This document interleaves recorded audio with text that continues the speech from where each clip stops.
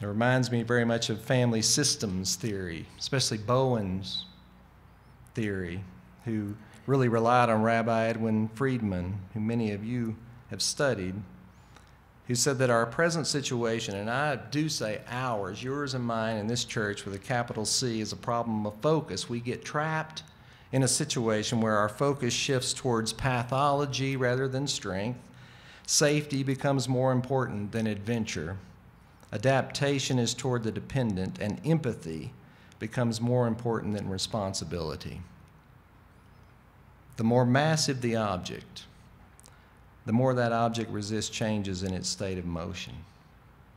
If you read The Failure of Nerve by Friedman, published after his death, he worked with a major denomination that goes unnamed, but he asked them this question: if you had $50 million just fall into your lap, what would you do with it? And they answered, we would find the 500 or 50 worst parishes, and we give it to them. And he said, exactly, that's your problem. You ought to take the 500 or 50 of your top performers and give it to them. But we're into empathy, not responsibility. The more massive the object, the more that object resists changes in its state of motion. So I think this resistance of ours comes in a lot of different packages, our collective resistance. I say we in the Episcopal Church are going to chat ourselves to death.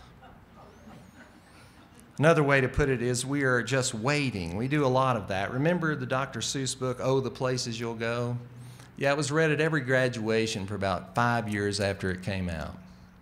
But one of the great places in that book are called the waiting place, where people just wait. Waiting for a train to go or a bus to come or a plane to go or the mail to come or the rain to go or the phone to ring or the snow to snow or waiting around for a yes or a no or waiting for their hair to grow. Everyone's just waiting.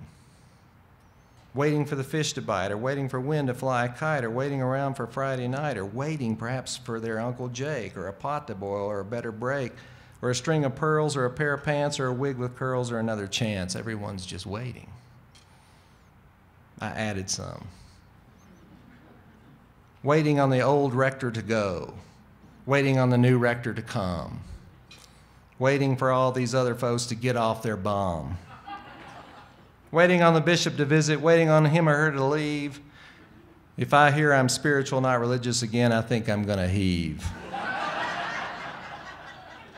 Waiting on a resolution to pass, waiting until I don't have gas, waiting for my thing to win, waiting for your thing to lose, waiting for my hack to top out, waiting for the church to once again have clout.